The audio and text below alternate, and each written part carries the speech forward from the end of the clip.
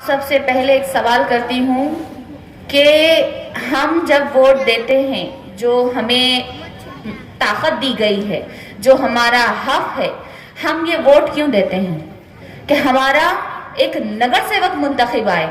नगर सेवक कैसा हो, क्या ये कभी हमने सोचे हैं? क्या सिर्फ गली के रास्ते बनाने वाला हो, क्या कोई एक नाली बनाने वाला हो, या गलियों में हार पहनने वाला हो, या फिर वो जो वोटिंग के 2 महीने पहले रास्ता बना दे और कहे कि मैंने जो है रास्ता बनाया है, मुझे वोट दे दो। क्या ये नगर सेवक हैं? गलत है। नगर सेवक में 3 चीजें होनी चाहिए। पहला है इल्म, तालीम। ऐसा नहीं कि सिर्फ लिखना पढ़ना आता है, बल्कि हर चीज का उसे हर फील्ड का इल्म हो। दूसरा है कि उसके अंदर खिदमते खल्क, कौम की खिदमत करने का जज्बा हो। तीसरा है कि कौम के लिए, कौम के हक के लिए आवाज उठाने वाला हो। आज हमारे नगर सेवक हम कैसे मुंतखब कर रहे हैं? तालीम तो चलो पहले तालीम नहीं थी, मगर एक इल्म होता है समझदारी का, हिकमत का। आज हमने जो है जंगल राज करने वालों को हमने मुंतखब किया 25 से 30 साल से। दूसरा है खिदमत खल्क का जज्बा। आज ये 25 से 30 साल से सिर्फ और सिर्फ खुद की खिदमत कर रहे हैं, खुद की तरक्की कर रहे हैं, और जो चौखट पे आते हैं उन्हें बाहर ढकेल दिया जाता है, उनकी बात सुनी नहीं जाती है। और तीसरा है कि कौम के हक के लिए आवाज उठाने वाला, यहाँ तो कौम को ही बेच दिया जाता है चंद दाम में। यहाँ कौम के हक पे ही कब्जे किए जाते हैं। आपने उनको 25 से 30 सालों से उन्हें ओहदों पर बिठाया है। क्या आप ऐसे ही करेंगे? आपका नगर सेवक ऐसा हो जो आपके बच्चों की तालीम के लिए सोचे, इनके मुस्तकबिल के लिए सोचे। हमारी कौम पीछे क्यों हो रही है? इसी वजह से आज आपको मतदान देना है, तरक्की की तर्ज पे देना है। आज राष्ट्रवादी कांग्रेस पार्टी आपके सामने खड़ी है। घड़ी आज हर गांव में आई है। महाराष्ट्र में तकरीबन राष्ट्रवादी कांग्रेस के 40 नगर अध्यक्ष आए हैं। लातूर औसा में एक मुस्लिम महिला वहां की नगर अध्यक्ष राष्ट्रवादी कांग्रेस से मुंतखब होकर आई है। वहां के मुसलमानों ने एक मुस्लिम महिला को क्यों मुंतखब किए? क्योंकि राष्ट्रवादी कांग्रेस पार्टी आज मुसलमानों के लिए बहुत सारी खिदमत अंजाम दे रही है। हज हाउस तामीर हो रहा है, पहला सरकारी गवर्नमेंट यूनानी कॉलेज बनने जा रहा है।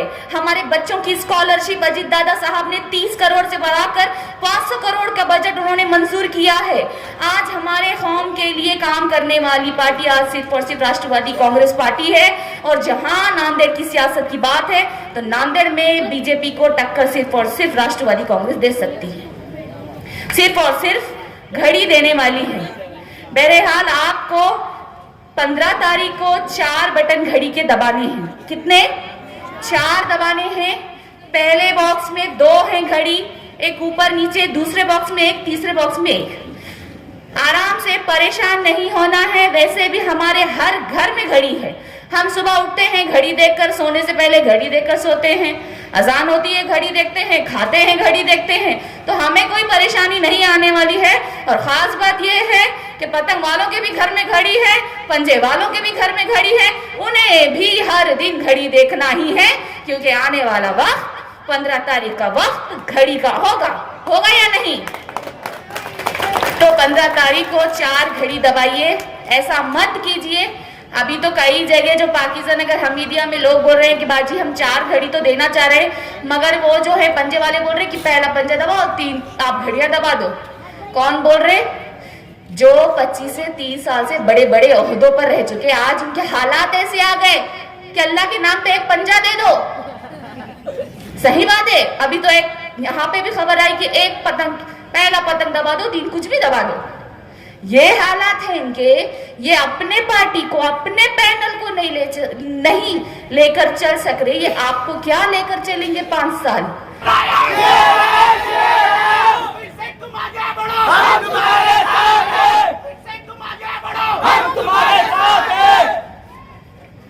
दरअसल में अभी हमारा जलसा टैरबोट के इलाके में हुआ और अभी वक्त की बिल्कुल कमी है अपने पास में सिर्फ 35 मिनट बाकी है। मैं तो चाहता था कि यहाँ पर तफसील से हर एक चीज़ पर नज़र डालना चाहिए, रोशनी डालना चाहिए, ऐसा सोचा था, लेकिन एकदम वक्त बिल्कुल कम है। 35 मिनट या 30-25 मिनट में मेरे को तकरीर ख़त्म करना है। बहरहाल औज़ुबिल्लाहि मिनश्शैतानिर्रजीम बिस्मिल्लाहिर्रहमानिर्रहीम नहमदुहु नस्सल्ली अला रसूलिल करीम अम्मा बाद। दयारे इश्क में अपना मुकाम पैदा कर, दयारे इश्क में अपना मुकाम पैदा कर, नया ज़माना, नई दुनिया, नई सुबह और शाम पैदा कर। खुदा अगर दिल फितरत शनास दे तुझको, सुकूत है लाले गुल से कलाम पैदा कर। मेरा तरीक़ अमीरी नहीं फ़कीरी है, खुदी ना बेच गरीबी में नाम पैदा कर।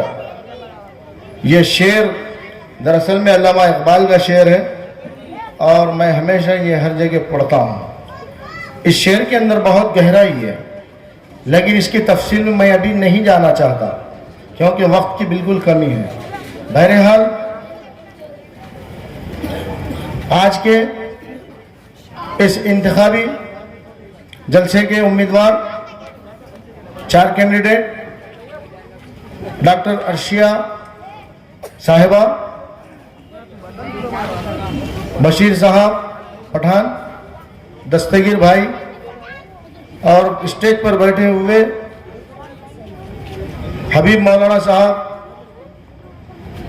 और यहाँ स्टेज पर मौजूद सैयद मुनव्वर साहब राष्ट्रवादी पार्टी और यहाँ बैठे हुए तमाम इस हलक़े के ज़िम्मेदारान, नौजवान दोस्तों, अजीज साथियों, बुजुर्गों, और मेरी आवाज़ अगर चे घरों तक जा रही है तो बैठकर घर में सुनने वाली पर्दा नशीन और पाक दामन माँ और बहनों, जब इंतखाबात का सिलसिला शुरू होता है सभी पार्टियां आपके सामने, आपके दरमियान आते हैं और हर पार्टी को एक इख्तियार होता है कि अपने अपने ख्यालात का इजहार करें। मैं भी उसी तरीके से राष्ट्रवादी पार्टी के उम्मीदवार होने की हैसियत से मैं यहाँ पर खड़ा हूँ। दरअसल मैं जब भी तकरीर करता हूँ, चाहे दीनी मामले में हो या दुनियावी मामले में हो, तो मैं हमेशा हिस्ट्री बताता हूँ, तारीख बताता हूँ। और मैं हिंदुस्तान आज़ाद हुए तब से हिस्ट्री बताता हूँ, लेकिन अभी इस वक्त की कमी है, लिहाजा मैं डायरेक्ट मेथड पे आ जाऊँगा। बहरहाल ये इलेक्शन का सिलसिला शुरू हुआ, अभी आपके सामने सभी पार्टियां आई और अपने अपने ख्यालात का इजहार किया। उसी तरीके से ये हिंदुस्तान में हमने कांग्रेस को 70 साल से चुनकर दिया। 70 सालों में इन्होंने क्या काम किया सब आपके सामने मौजूद है, मुझे बताने की जरूरत नहीं। आप सभी लोग जानते हैं, अखबारात पढ़ते हैं, न्यूज़पेपर पढ़ते हैं। आज हर किसी के पास मोबाइल है, घर में हर किस्म के चैनल हैं। चैनल के माध्यम से, चैनल के जरिए से आप सभी न्यूज़ सुनते हैं और एक अल्लाह ताला ने सभी को अक्ल सलीम दिया। आप सभी समझते भी होंगे और नहीं भी समझते होंगे, लेकिन जो नहीं समझते वो उनका अपना मसला है, जो समझते हैं वो उनका अपना मसला है। एक इंसान जो सोया हुआ होता है हकीकत में, तो उसको जगाना बहुत आसान हो जाता है, लेकिन जो आदमी हकीकत में सोने की एक्टिंग करता है तो उसको जगाना मुश्किल हो जाता है। तो बहरहाल अल्लाह ताला ने हर तरीके के, हर नमूने के लोग पैदा किए, तो मैं समझता हूँ उस नमूनों में से वो एक नमूना वो भी है जो एक्टिंग करते हैं। बहरहाल ये कांग्रेस के दौर हुकूमत में ये कांग्रेस ने जो मुसलमानों के साथ जो नाइंसाफी का काम किया, मैं थोड़ा सा हिंदुस्तान पर नजर डालता हूं, उसके बाद नांदेड़ शहर में आऊंगा, क्योंकि हमको मालूम होना चाहिए कि सारे हिंदुस्तान में जब कांग्रेस का दौर इख्तिदार था तो इन्होंने हमारे साथ क्या क्या नाइंसाफी की, हमारे साथ क्या क्या इस्तेहसाल किया। आपको मालूम है जब इनका दौर इख्तिदार था तो इन्होंने हर जगह फसादात कराए। नियर अबाउट 1000 फसादात इनके दौर इख्तिदार में हुए। अपने आप को ये सेकुलर बतलाते हैं, लेकिन ये सेकुलर का ढोंग है। इन्होंने जब हम छोटे थे, बच्चे थे, मासूम थे, उस वक्त में जब अखबार नौ नई दुनिया पेपर आता था, न्यूज़पेपर आता था, तो हम जब पढ़ा करते थे तो जब हमारे रोंगटे खड़े हो जाते थे कि कांग्रेस के दौरे हुकूमत में जो काम हुए, माशी एतबार से हो, जानी नुकसान हो। आप भागलपुर को उठाकर देखिए, मेरठ देखिए, चाहे फिरोजाबाद हो, चाहे मुरादाबाद हो, चाहे जलगांव हो, भिवंडी हो, ये तो आपके सामने मैं एग्जाम्पल रख रहा हूं। लेकिन इसके अलावा भी जब से हिंदुस्तान आजाद हुआ, जब से कांग्रेस की हुकूमत कायम हुई, इन्होंने यही नहीं किया बल्कि इनके कांग्रेस की अपनी ताकतों का असर और रसूख का इस्तेमाल करते हुए इन्होंने बाबरी मस्जिद को भी शहीद कराया। यही राजीव गांधी, यही नरसिम्हा राव, इन्होंने ही ताला खोले, इन्होंने ही शिलान्यास कराए और आखिरी को बाबरी मस्जिद को शहीद कर दिया। ये अपने आप को सेकुलर बतलाने वाले, इन्होंने उसको जब फसादात हुए, जब बाबरी मस्जिद शहीद हुई, तो अपनी ताकत से क्यों नहीं रोका?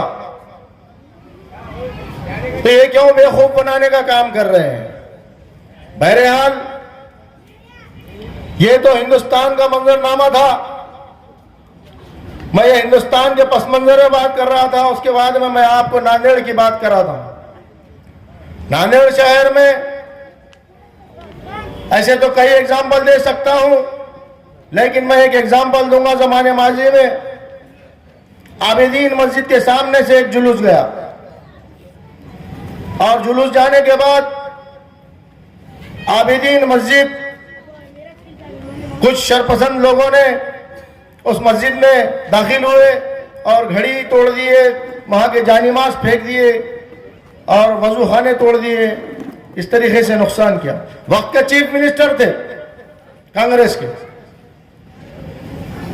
लोग बोले कि ये हमारे पास में इतना नुकसान हुआ मस्जिद के अंदर, ये गैर जरूरी हरकत करें, तो चलो अपने लीडरों के पास चले जाना। लीडरों के पास गए, एक अंग्रेजी लीडर, इनके पास जाने के बाद इन्होंने कहा कि ठीक है, हम साहब से बात करवाएंगे। रात का वक्त हुआ, अमन कमेटी बैठी, अमन कमेटी में तय हो गया कि हम साहब के पास जाएंगे और ये जो पुलिस वाले हैं उनको सस्पेंड कराएंगे, क्योंकि ये पुलिस वालों ने इनको नहीं रोका। तो यही कांग्रेसी लीडर जाकर के अपने हाथों से मस्जिद का काम करने के बजाय इन्हों वहां की अवाम के ऊपर उल्टा केस कर डाला। और वही पुलिस अंदर जाकर नई आबादी के इलाके में जाकर के घुस करके रात के 2 बजे के वक्त घरों के दरवाजे तोड़े, किसी के मोटरसाइकिल तोड़े और किसी के ऑटो रिक्शे तोड़े, तो किसी के नुकसानात किए और हमारे नौजवान बच्चों को लेकर जाकर के लॉकअप में बंद कर दिया गया। अब सब लोग, घर के लोग जमा हुए, ए बाबा खामोश बैठ, सब लोग जमा हुए। जमा होने के बाद में बात किए और बोले कि चलो साहब के पास जाएंगे, साहब को बोलेंगे। तो साहब के पास गए तो वक्त के चीफ मिनिस्टर थे और ये जो नगर सेवक, जो हमारे कांग्रेस के जर खरीद गुलाम,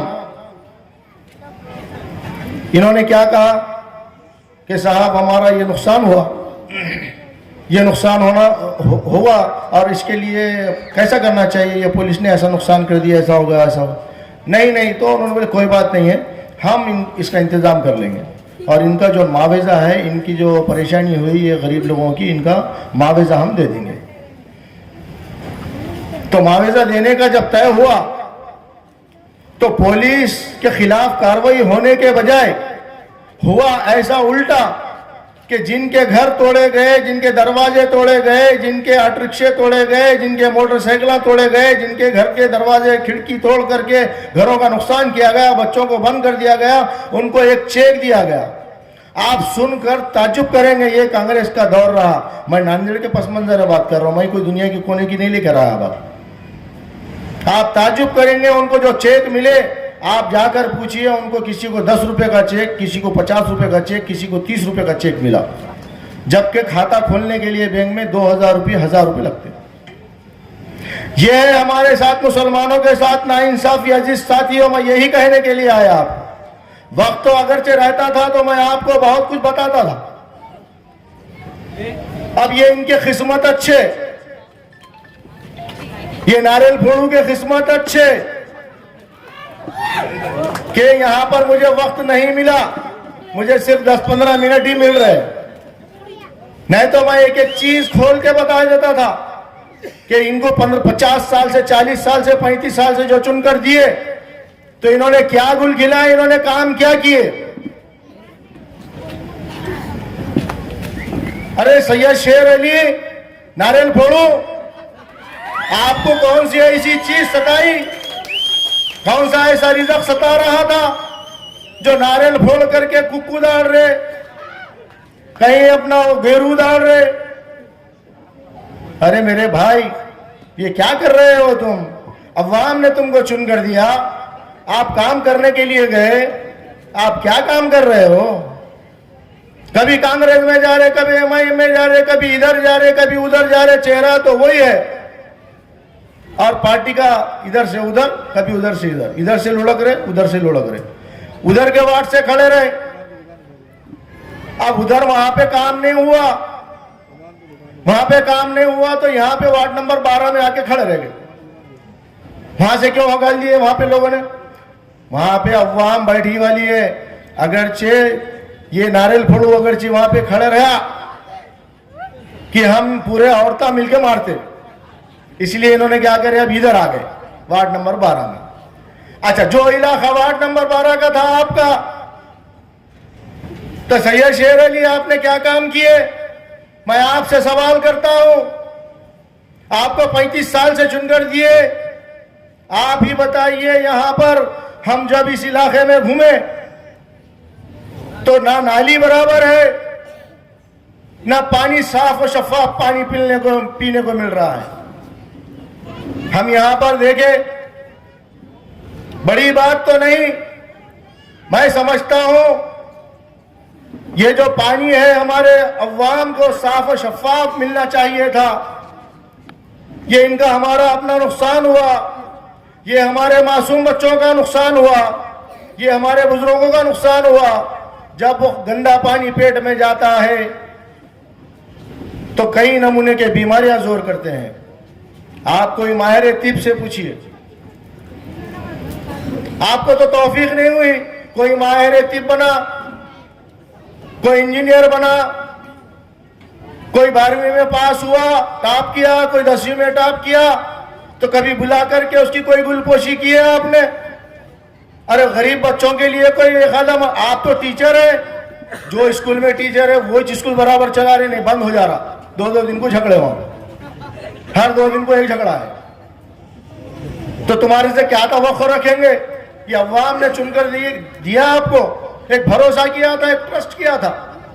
ना इन्हें आपने पानी इनको सही तरीके से पीने दिया, ना आपने सही ड्रेन बनाई। आप इंजीनियर है, आपको इंजीनियर कौन बनाया और आपको मास्टर कौन बनाया मुझे तो नहीं मालूम। अरे वो नाली है, ड्रेन है, तो उसका पानी बाहर जाता कि घर में वापस जाता? ये तो मेरे को ताज्जुब ही दिख रहा। और वो इंजीनियर ने भी कैसा बिल निकाला, खाली गुत्तेदारी कर रहे जमाने भर से, पैसा कमा रहे।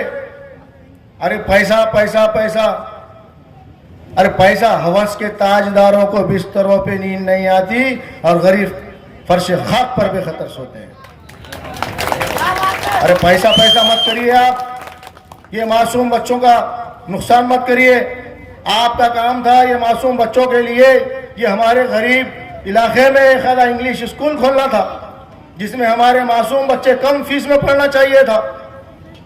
क्यों नहीं किया? हमने मनगढ़ पकड़ के रखा था। आपने कभी कोई गार्डन नहीं बनाया। जो गार्डन बनाने की बात कर रहे थे और वहां पे ट्रीटमेंट प्लांट और लेकर आ गए हैदराबाद में आपके साइन के साथ। क्या अच्छी चीज लेके आ रहे?